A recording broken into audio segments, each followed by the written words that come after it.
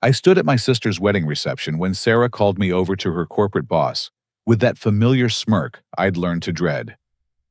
"This is the embarrassment of our family," she announced loudly enough for nearby guests, including our parents, to hear. Mom and Dad burst into laughter, as if it was the funniest joke they'd ever heard. The ballroom fell silent. David Morrison studied our family dynamics carefully, his expression unreadable, while conversations around us died away. Then he smiled coldly and turned to Sarah with measured precision. "Interesting perspective. You're fired effective immediately." Sarah's face drained of color completely. Growing up as the middle child in the Thompson family meant living in Sarah's perpetual shadow. From the time we were kids, everything revolved around my sister's achievements, while I became background noise in our suburban Chicago home. Sarah received dance lessons at the prestigious Northbrook Academy piano instruction from a conservatory graduate and private SAT tutoring that cost our parents $3,000. Meanwhile, I worked weekends at the local grocery store just to buy my own school supplies and lunch money. The pattern never changed. During high school, Sarah starred in every school play, captained the debate team, and graduated valedictorian, while our parents beamed with pride at every award ceremony.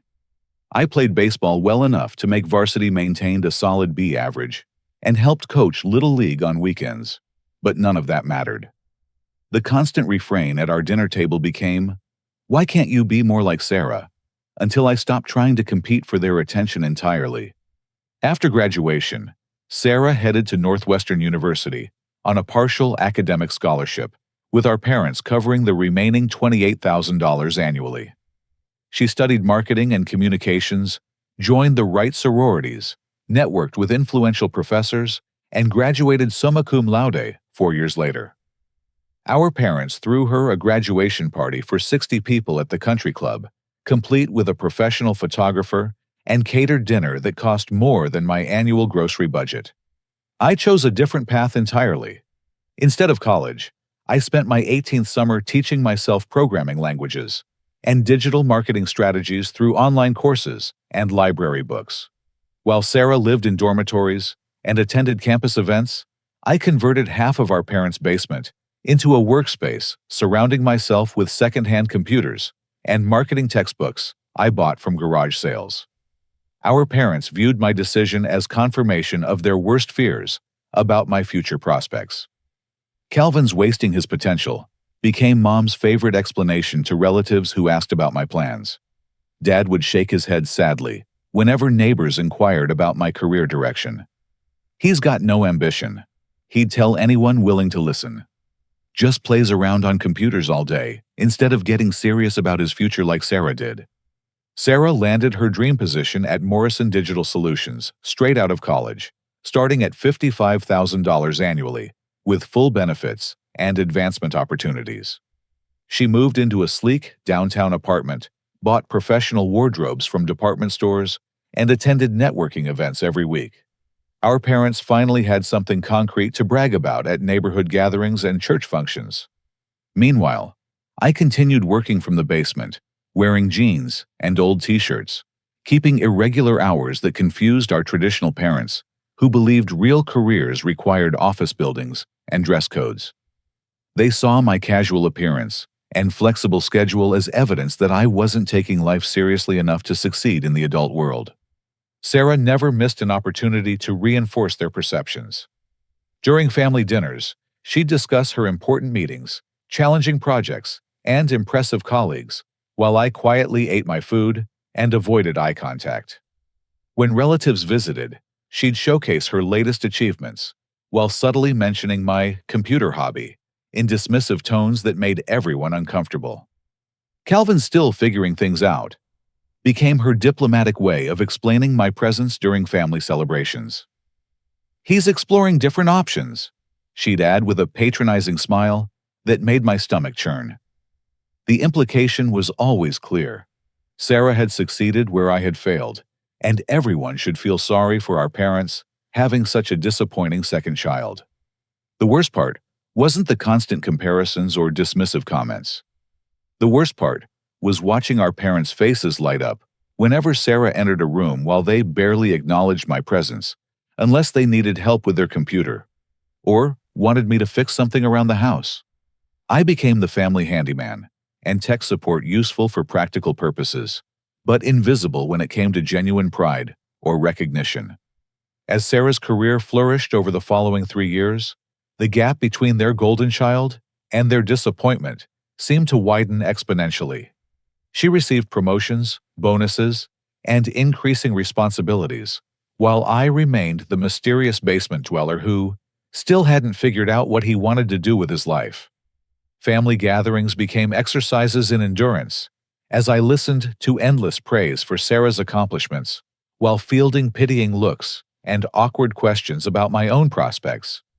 But as David Morrison walked away from the shocked Sarah at her own wedding reception, I noticed his business card had fallen to the marble floor beside the wedding cake table. I bent down to pick it up, recognizing the elegant Morrison Digital Solutions letterhead immediately. My stomach dropped as the brutal irony hit me like a physical blow. This was the same company that had been my biggest anonymous client for the past 3 years. Sarah had no idea that her embarrassing brother had been the creative mastermind behind their most successful digital campaigns, the same campaigns that had earned her recognition promotions and tonight's humiliation in front of everyone we knew. 3 years earlier, I had founded Apex Digital Consulting under a carefully structured business license, working exclusively with high-end corporate clients who valued results over appearances. My specialty involved rescuing failing digital marketing campaigns and creating viral social media strategies that generated measurable revenue increases for companies struggling with online presence.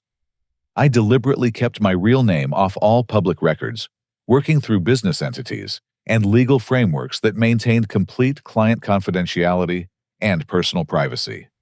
My biggest client, generating 60% of my annual revenue, was Morrison Digital Solutions. For 18 months, I had been personally designing the innovative campaigns that Sarah presented as her own creative ideas to David Morrison and the executive team. Every successful product launch, every viral social media trend, every award-winning advertisement that had elevated Sarah's reputation within the company had originated from my basement workspace during countless 16-hour days. The arrangement worked perfectly for maintaining my anonymity. Morrison Digital Solutions hired Apex Digital Consulting through standard business channels, never knowing that their mysterious consultant was the younger brother of their rising marketing star. I submitted detailed campaign strategies, complete creative packages, and comprehensive implementation plans through encrypted email systems and secure file transfers that protected both my identity and their proprietary information. Sarah received my finished work through internal company channels, believing that David Morrison or other executives were providing her with premium consulting resources to help develop her marketing skills. She had no idea that every brilliant strategy she presented, every innovative approach that impressed her colleagues, and every creative breakthrough that advanced her career came from the brother she publicly dismissed as a failure. The bitter irony cut deeper every month. Our parents constantly bragged about Sarah's brilliant marketing mind during neighborhood barbecues and family gatherings, praising her creativity and strategic thinking, while I sat silently, knowing the truth. They would describe her latest campaign victories in glowing detail to relatives and friends, never suspecting that their disappointing son was responsible for every success they celebrated.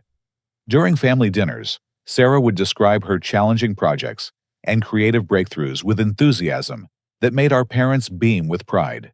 She'd explain her latest strategies and innovative approaches, while I quietly ate my food, listening to my own ideas being presented as evidence of her superior intelligence and professional competence. The praise and recognition that should have been mine went to someone who couldn't create an original marketing concept if her career depended on it. I had tried multiple times to tell our parents about my actual business success and growing client base, but they consistently dismissed my computer stuff as insignificant compared to Sarah's legitimate corporate career. When I mentioned landing new clients or completing successful projects, Dad would nod politely and change the subject to Sarah's latest promotion or achievement. Mom would smile indulgently and suggest I consider getting serious about finding a real job like my sister had done. The financial reality made their dismissal even more frustrating. My annual income from Apex Digital Consulting exceeded $95,000, significantly more than Sarah's legitimate salary. Yet our parents viewed her corporate position as evidence of success, while considering my entrepreneurial achievements as proof that I lacked direction and ambition. They measured worth by traditional markers, like office buildings, dress codes, and public recognition, rather than actual results or financial independence. Working 18-hour days to meet Sarah's impossible deadlines became my normal routine. She would present my campaigns to Morrison's executive team on Monday mornings, expecting new materials by Friday afternoons, without understanding the complexity or time requirements involved in creating effective marketing strategies. Her constant pressure for faster turnaround times and more innovative approaches pushed me to develop increasingly sophisticated systems and processes. The psychological toll was enormous. Creating brilliant work that earned someone else praise, recognition, and career advancement while being treated like a family disappointment required compartmentalizing my emotions in ways that weren't healthy or sustainable. I found myself working harder and longer to prove my worth through results that would never be attributed to me, trapped in a cycle where my success fueled Sarah's reputation, while my own remained invisible. But tonight's discovery changed everything. As I picked up David Morrison's business card from the wedding reception floor, I realized that my anonymous relationship with Morrison Digital Solutions was about to collide with my family's public humiliation of me. Sarah had just been fired by the same man who had been paying me substantial consulting fees for creating the work that made her career possible. However, the night held even darker revelations. As I stood there processing the irony of the situation, I decided to investigate further. Sarah had left her phone unlocked on the bride's table while dancing with her new husband, Brandon. Curiosity and suspicion drove me to glance at her recent text messages, where I discovered communications that made my blood run cold. Sarah hadn't just been taking credit for my work. She had been actively sabotaging my reputation with our parents and undermining my attempts to build credibility within our family. Text messages to our mother revealed a calculated campaign to poison them against believing in my business success. "Calvin's probably lying about his clients," read one message from 2 weeks ago. "He's probably doing sketchy online stuff for money and doesn't want us to know." Another message suggested that I was making up stories about big clients to avoid getting a real job like normal people. The betrayal went deeper than I had imagined. Sarah hadn't simply been the passive recipient of our parents' favoritism. She had been actively manipulating their perceptions to maintain her position as the golden child, while ensuring I remained the family disappointment. Every dismissive comment, every skeptical look, every suggestion that I wasn't taking life seriously enough had been influenced by Sarah's deliberate campaign to undermine my credibility and success. 20 minutes after firing Sarah in front of the entire wedding reception, David Morrison approached me privately during the cocktail hour. I was standing alone near the bar, still processing the evening's unexpected developments, when he appeared beside me with 2 glasses of whiskey and an expression that suggested he had much more to say than what the wedding guests had witnessed. "Calvin Thompson," he said, handing me one of the glasses. "I believe we need to discuss your business relationship with my company." His tone was professional, but warm, lacking any trace of the coldness he had displayed toward Sarah moments earlier. "I've known you were my Apex Digital consultant for approximately 4 months now, ever since I recognized your distinctive design aesthetic and strategic thinking patterns in Sarah's presentations." My heart stopped. David continued speaking while I struggled to maintain my composure. "Your work is exceptional, which is why I've been trying to identify the person behind Apex Digital for the better part of this year.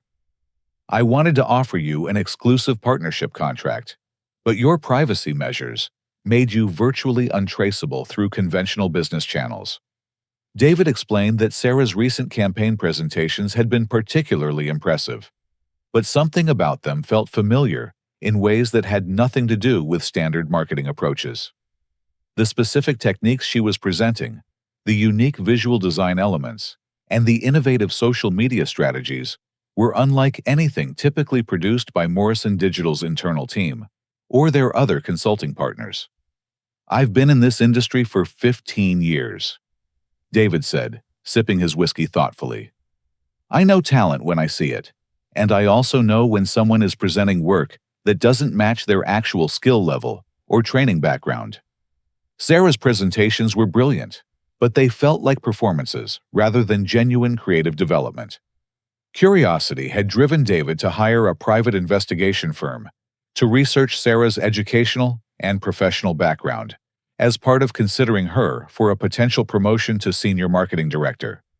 The investigation revealed that while Sarah had solid academic credentials and adequate work experience, she had no formal training in the specific advanced techniques she was presenting as her own innovations.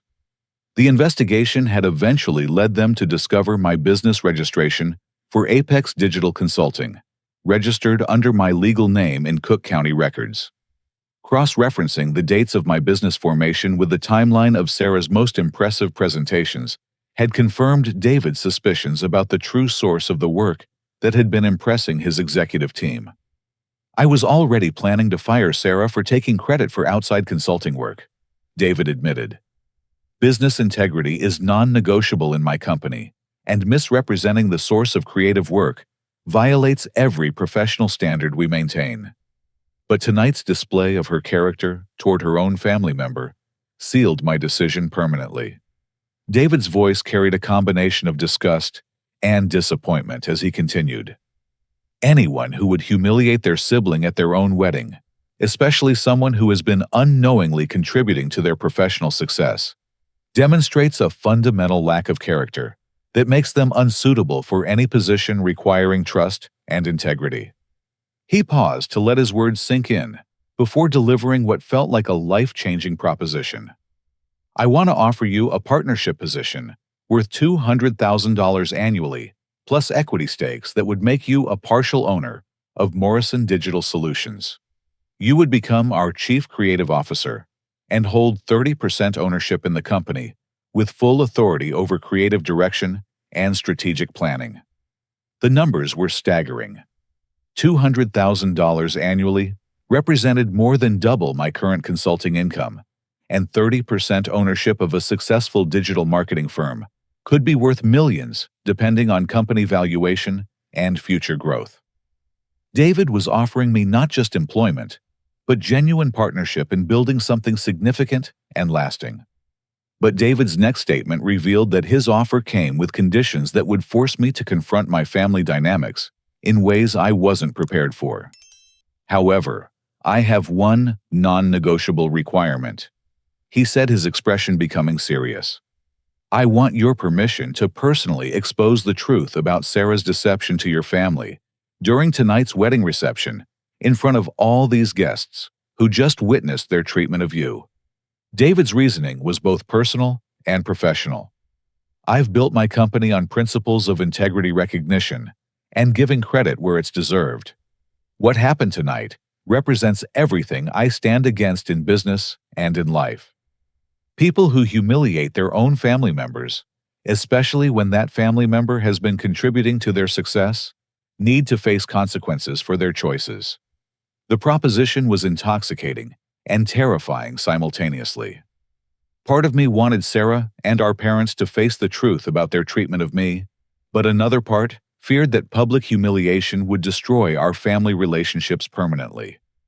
David was offering me financial security, professional recognition, and personal vindication, but accepting his terms would mean stepping into a confrontation that could change everything forever. "I understand this is a significant decision," David said, checking his watch. "The reception continues for another 3 hours. I'll need your answer before the evening ends, because tomorrow I begin implementing changes at Morrison Digital, regardless of your choice. Sarah's termination is final, and I will be hiring someone to replace the consulting work you've been providing." The question is whether that someone will be you as a partner, or whether I'll need to find alternative solutions.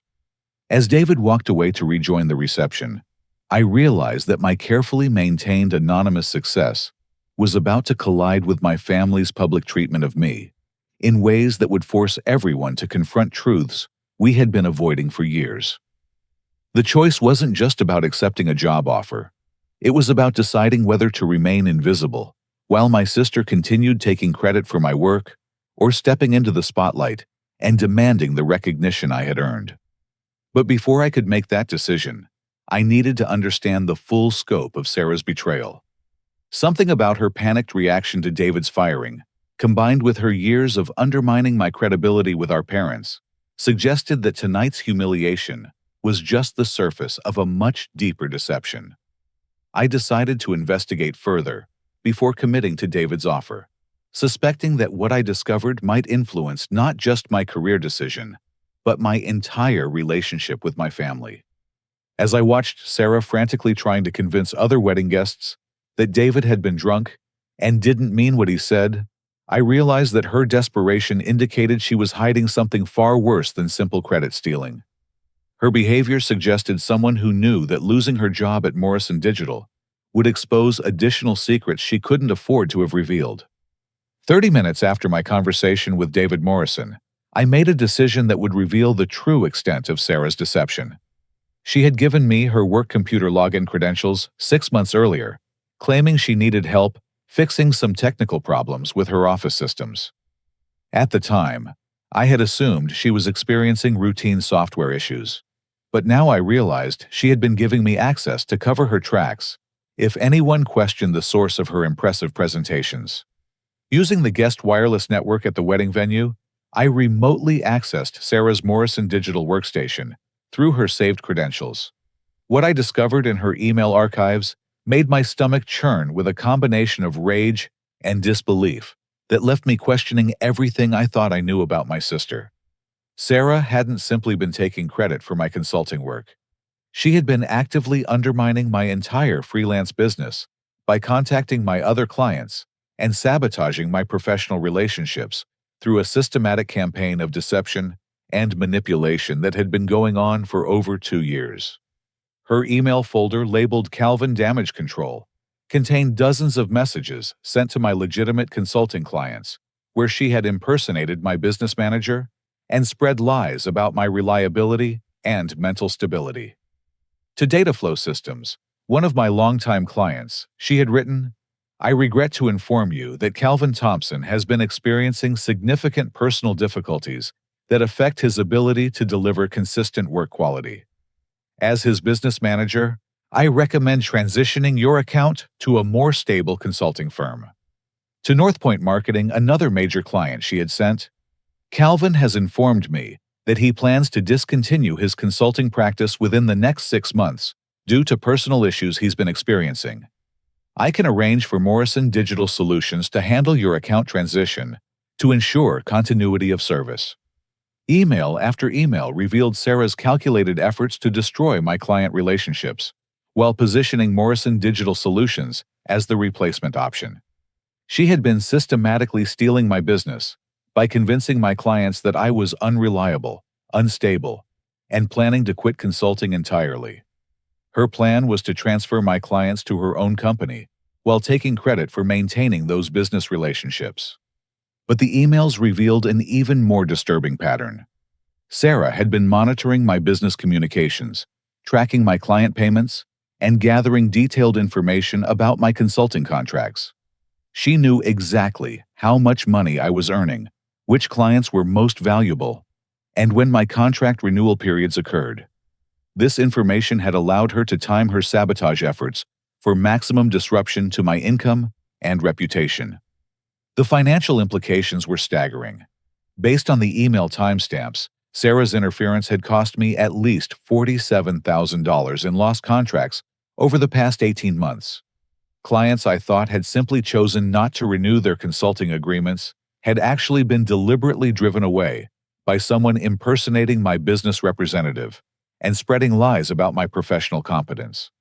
However, the most shocking discovery was buried deeper in Sarah's email archives. She had been embezzling money from our parents for nearly 2 years, taking exactly $50,000 annually from their retirement savings account, while claiming she was investing it for them through her company's employee stock purchase program. The financial records were meticulously documented in a hidden email folder labeled Parent Investment Management.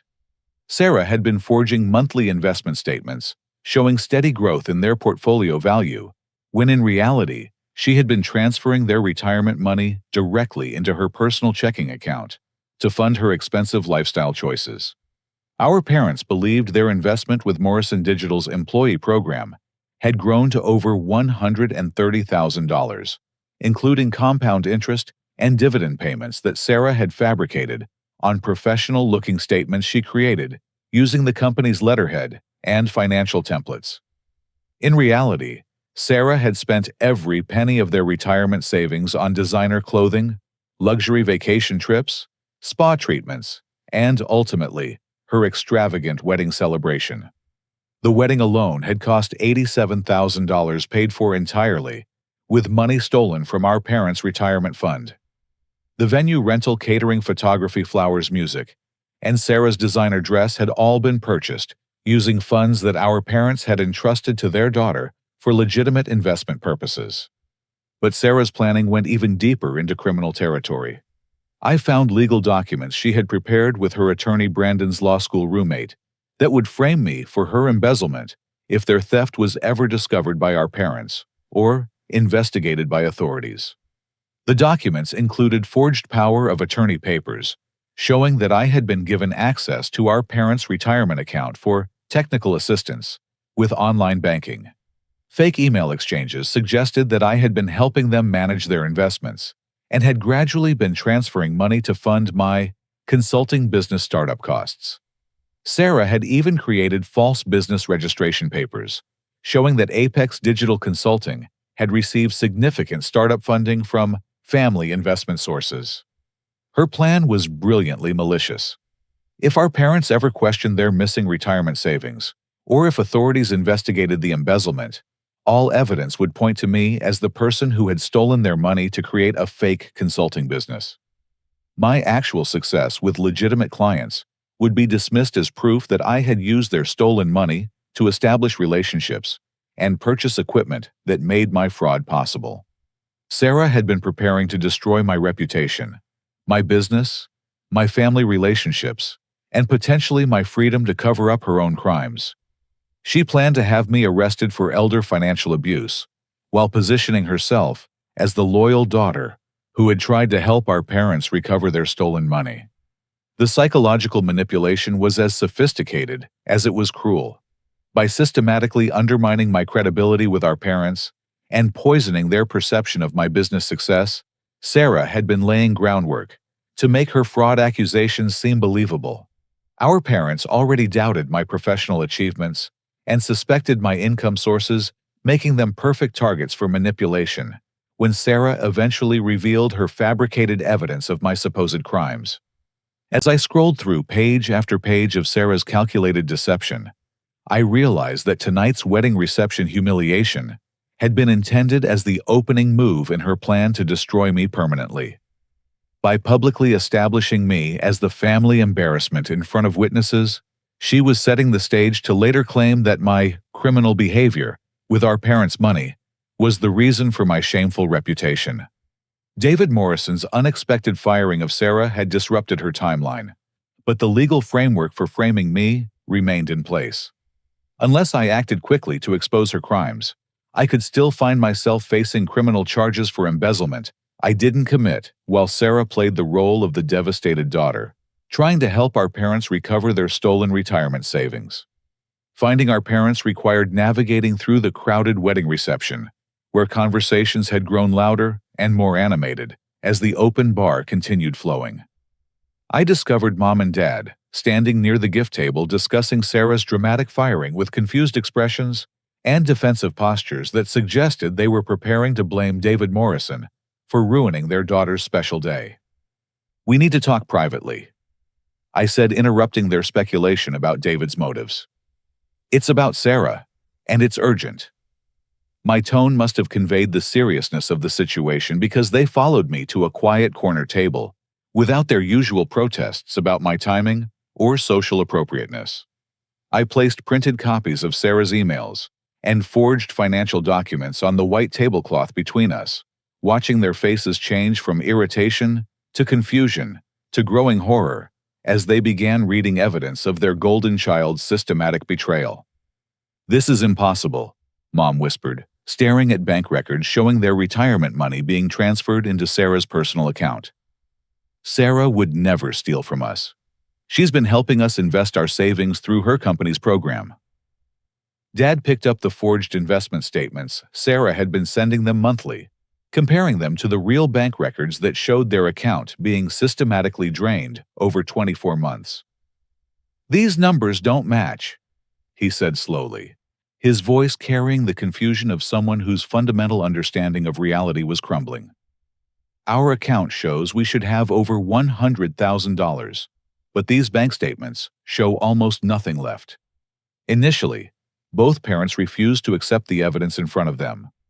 They accused me of fabricating documents to get revenge against Sarah for her success, suggesting that my jealousy had driven me to create elaborate lies designed to destroy their daughter's reputation and marriage. "You've always been jealous of Sarah's achievements," Mom said, her voice rising with defensive anger. "Now you're trying to ruin her wedding day because you can't stand seeing her happy and successful. This is exactly the kind of behavior that makes you the embarrassment of this family." Their rejection of the evidence felt like being stabbed repeatedly while the knife was twisted for maximum pain. After years of being dismissed and overlooked, watching them defend Sarah's criminal behavior while attacking my character pushed me beyond my emotional breaking point. But I forced myself to remain calm and methodical, knowing that losing control would only confirm their negative opinions about me.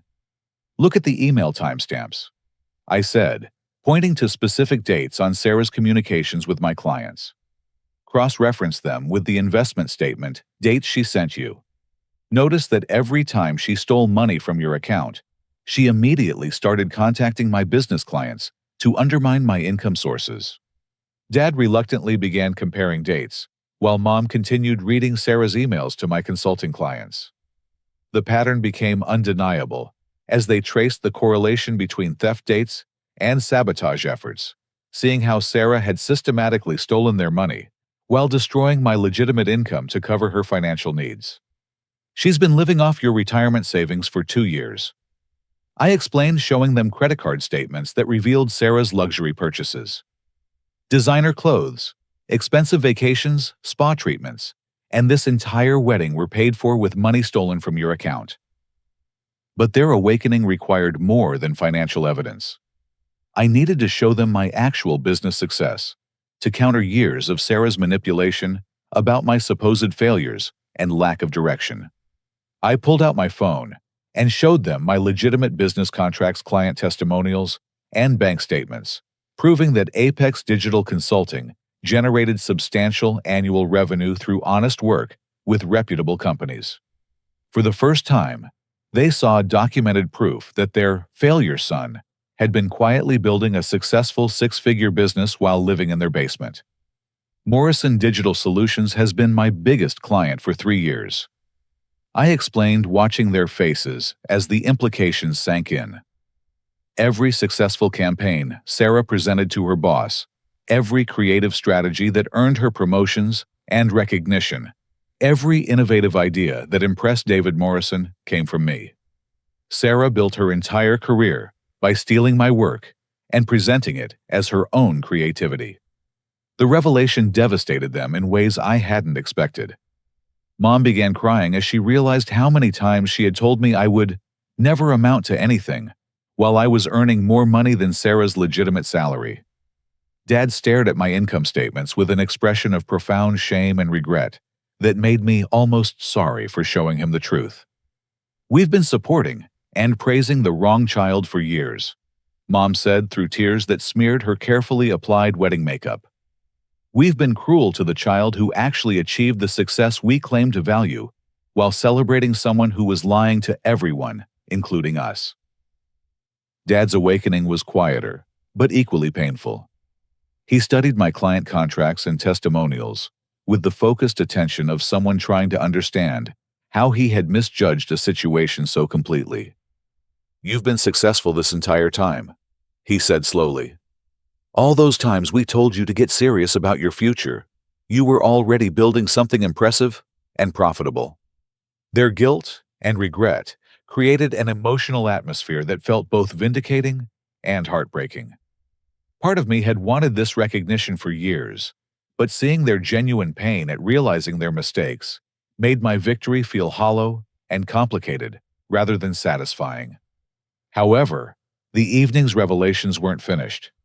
As our parents processed their daughter's financial betrayal and their own mistreatment of me, Sarah's criminal planning reached its most sinister level. "There's something else you need to understand," I said, showing them the legal documents Sarah had prepared to frame me for her embezzlement. "Sarah wasn't just planning to steal your retirement money. She was preparing to have me arrested and charged with elder financial abuse to cover up her crimes." The forged power of attorney documents and fabricated email exchanges painted a picture of calculated malice that went beyond simple theft into the realm of deliberate destruction of my life and freedom. Sarah had been willing to send me to prison to avoid consequences for her own criminal behavior. She was going to claim that I had manipulated you into giving me access to your accounts, then gradually stolen your money to fund my consulting business, I explained. All the time she undermined my credibility with you. All the suggestions that my business success was suspicious or fake were laying groundwork to make her fraud accusations seem believable. Mom stopped crying and stared at the forged documents with an expression of horror that transcended disappointment into something approaching revulsion. She was going to have her own brother arrested for crimes she committed, she whispered. She was willing to destroy your entire life to protect herself. Dad's reaction was immediate and decisive. "We're calling the police tonight," he said, reaching for his phone. "And we're going to make this right with you, Calvin. We've been wrong about everything, and we're going to spend however long it takes making up for the way we've treated you." Their sudden transformation from skeptical parents to protective allies felt surreal after years of dismissal and disappointment. But as we prepared to confront Sarah with evidence of her crimes, I realized that the evening's confrontations were far from over. Sarah's desperation would make her dangerous, and her new husband, Brandon, was about to discover that his wedding day had connected him to someone whose criminal behavior could destroy his legal career and personal reputation. The wedding reception was about to become a crime scene, but this time, the victim wouldn't be me. The wedding reception transformed into a battlefield when Sarah realized her carefully constructed web of lies was collapsing around her. She had spent the past hour frantically moving between guest tables, trying to convince everyone that David Morrison had been drinking heavily and didn't mean his termination announcement. Her explanations grew increasingly desperate as she insisted that David would apologize and reinstate her position once he sobered up and realized his mistake. But when Sarah noticed our parents approaching her with grim expressions and a folder full of documents, her desperation shifted into full panic mode. She immediately went on the offensive, choosing to attack rather than defend in a final attempt to maintain control of the narrative surrounding her exposure. "Calvin has been stalking and harassing me and David Morrison for months," Sarah announced loudly to a growing circle of wedding guests, including David, who had returned to witness the confrontation. "He's been spreading malicious lies about me because he's jealous of my success and can't stand seeing me happy. He's been fabricating documents and forging emails to try to destroy my marriage and my career." Her accusations carried the desperate energy of someone whose survival depended on being believed, despite overwhelming evidence to the contrary. Several wedding guests looked confused and uncomfortable as Sarah continued building her defense through character assassination. "Calvin has been obsessed with ruining my life because he knows he'll never achieve anything close to my professional success," she continued, her voice carrying across the ballroom. He's been trying to convince our parents that I've done terrible things, but it's all lies created by someone who can't accept his own failures.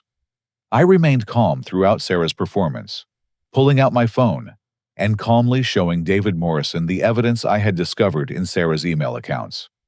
David immediately understood the implications and called his company's legal department and the local police department, explaining that he needed immediate assistance with a case involving employee fraud and embezzlement.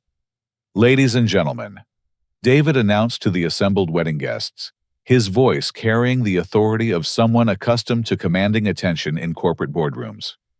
I need everyone to remain calm while authorities arrive to investigate criminal activities that have been taking place at Morrison Digital Solutions. Sarah's facade cracked completely as she realized David was treating my accusations as credible, rather than dismissing them as jealous fabrications. "This is my wedding day," she screamed, her carefully applied makeup streaking down her face. "You can't destroy my marriage based on lies from someone who's clearly mentally unstable."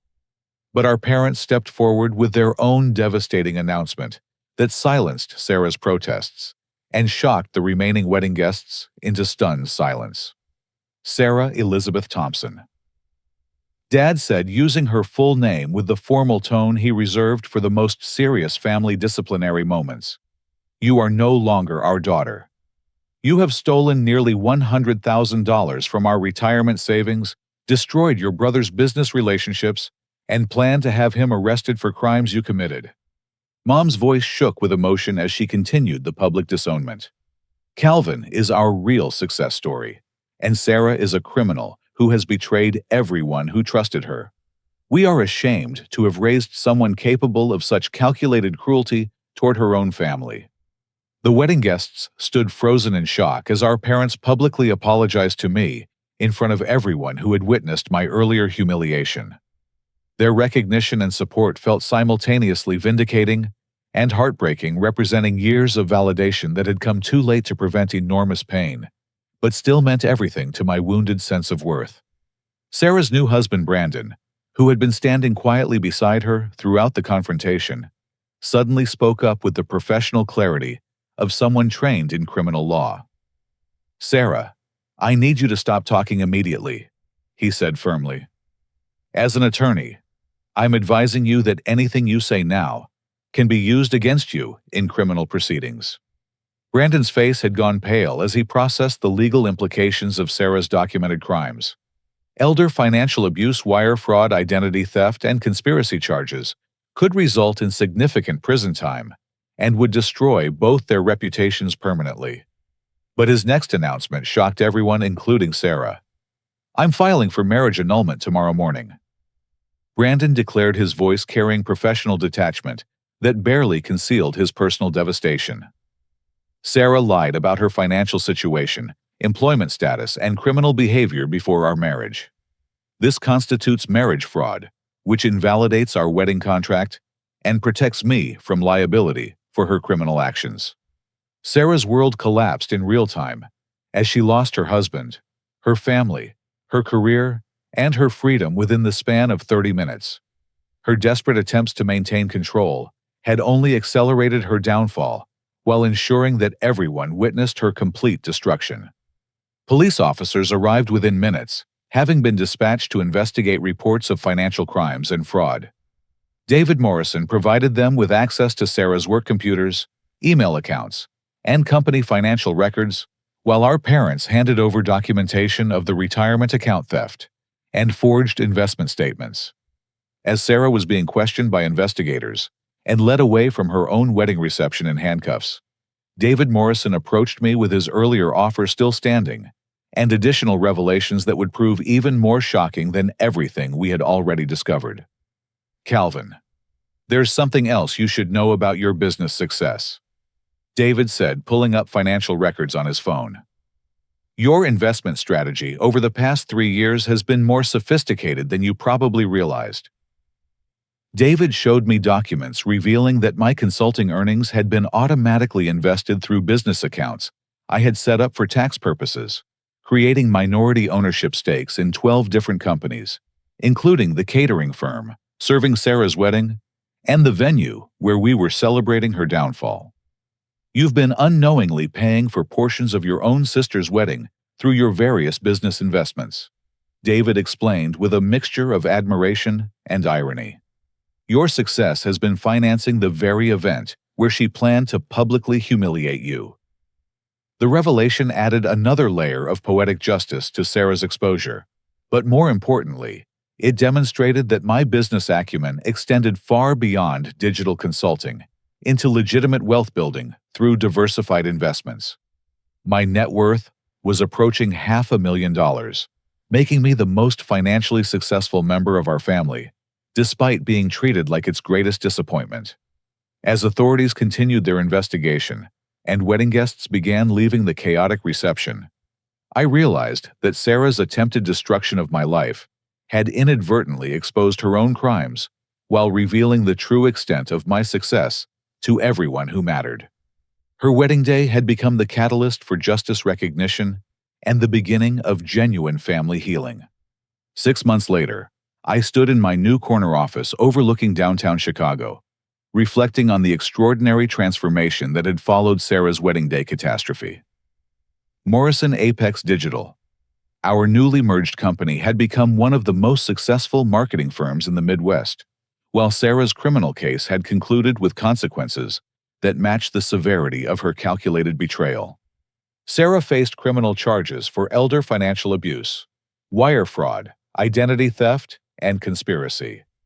Despite hiring an expensive defense attorney with money borrowed from Brandon's parents, she received 2 years of supervised probation, 800 hours of community service, and mandatory restitution, totaling $123,000, covering our parents' stolen retirement savings, plus damages to Morrison Digital Solutions. Her career in marketing was permanently destroyed. No reputable company would hire someone convicted of fraud and theft, especially crimes involving deception about creative work and misrepresentation of professional achievements. Sarah now worked at a retail store in suburban Milwaukee, living in a small apartment and dedicating 30% of her income to restitution payments that would continue for the next 7 years. The professional consequences extended beyond employment difficulties.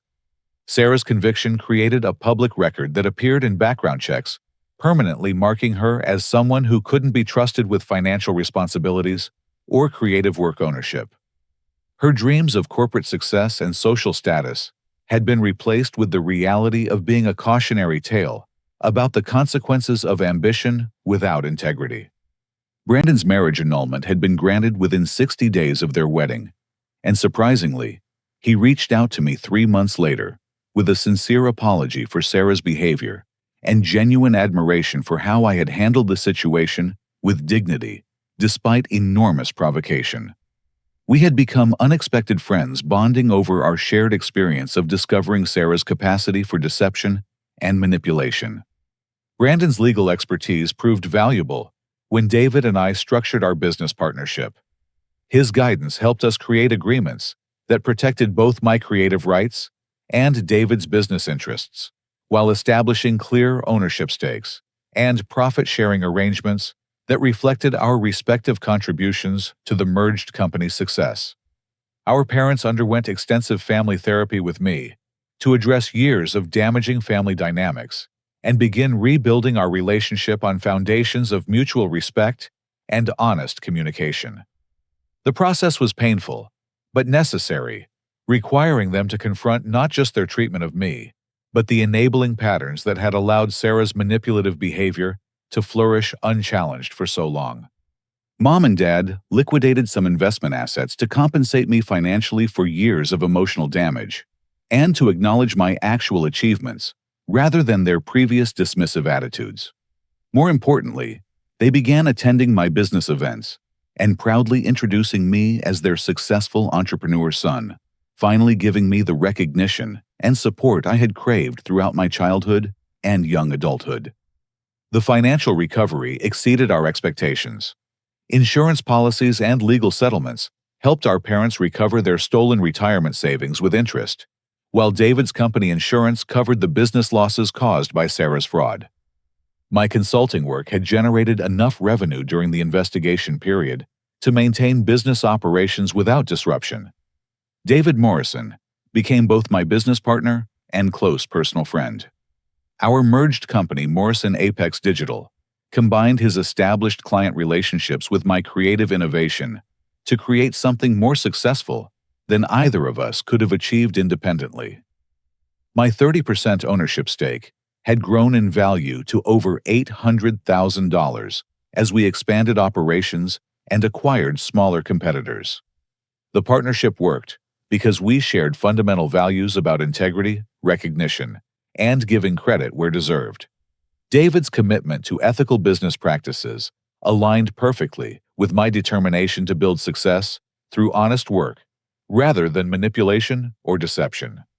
Together, we created a company culture that rewarded creativity and honesty while maintaining zero tolerance for the kind of behavior that had destroyed Sarah's career. Working with David taught me that professional success felt entirely different when achieved through legitimate means and recognized by people who understood its value. The satisfaction of seeing my ideas credited to me rather than stolen by someone else transformed my relationship with creative work from resentment to genuine enjoyment and pride. Learning to set healthy boundaries with my family while maintaining relationships required ongoing effort and professional guidance.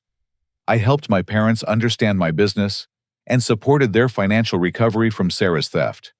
But I also established clear expectations about respect and communication that prevented returning to old patterns of dismissal and comparison. Even my relationship with Sarah evolved into something sustainable, though dramatically different from our childhood dynamic. After completing her community service and beginning restitution payments, Sarah wrote me a letter acknowledging her crimes and apologizing for years of undermining my success and manipulating our family relationships. I chose to forgive Sarah while maintaining firm boundaries about future contact and interaction. Forgiveness didn't mean forgetting or returning to previous relationship patterns, but it allowed me to release the anger and resentment that had consumed too much of my emotional energy for too many years. Sarah's consequences were appropriate and just. Holding on to hatred would only have harmed my own healing and growth. 2 years after the wedding reception that changed everything, I stood at the altar of the same venue where Sarah's crimes had been exposed, surrounded by people who genuinely loved and respected me for who I was, rather than what they thought I should become. My parents walked me down the aisle with visible pride and joy, and David Morrison served as my best man representing the chosen family that had emerged from professional partnership into lasting friendship. My bride, Jessica, was a fellow entrepreneur I had met at a business networking event 6 months after Sarah's conviction. She understood and appreciated my journey from family disappointment to business success because she had built her own marketing firm through similar dedication and perseverance. Our relationship was built on mutual respect, shared values, and genuine appreciation for each other's achievements. The wedding reception was filled with clients, colleagues, and friends who celebrated our union while representing the professional community I had built through honest work and authentic relationships. The contrast with Sarah's wedding couldn't have been more striking: genuine happiness and celebration rather than hidden resentment and criminal planning. During my wedding toast, I reflected on the lessons learned through my family's crisis and Sarah's betrayal. True success wasn't just about financial achievement or professional recognition, though both were important and satisfying. Real success required maintaining your integrity when others tried to tear you down, standing up for yourself when necessary, and choosing forgiveness without becoming a doormat for people who refused to change their destructive behavior patterns. I had learned that family love should be unconditional, but family respect must be earned through character and consistent actions over time. The people who truly cared about my welfare supported my success and defended my worth, while those who felt threatened by my achievements revealed their own insecurities through attempts to diminish my accomplishments. Most importantly, I discovered that real family sometimes consists of people you choose rather than people you're related to by biology or circumstance. David Morrison, Brandon Jessica, and several close friends had become my chosen family, providing the encouragement and recognition that my birth family had failed to offer during my most challenging years. The business continued thriving beyond our most optimistic projections. Morrison Apex Digital attracted national clients and industry recognition, establishing us as thought leaders in ethical marketing and creative innovation.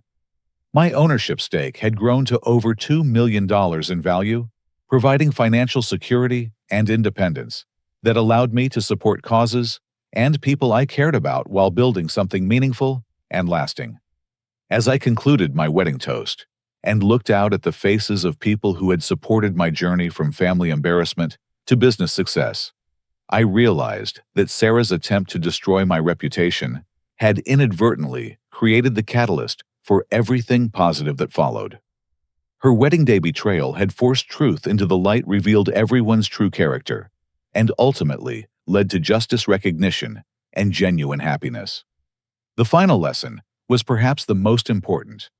Sometimes the people who try hardest to destroy you end up revealing their own weakness while highlighting your strength. Sarah's criminal behavior had exposed her character, while proving my integrity. Her manipulation had demonstrated her insecurity while showcasing my resilience, and her attempt to steal my success had only made my achievements more visible and impressive by contrast. Have you ever experienced a situation where someone's attempt to hurt you actually led to unexpected opportunities and positive changes in your life? Share your story in the comments below. I'd love to hear how you turned betrayal into breakthrough.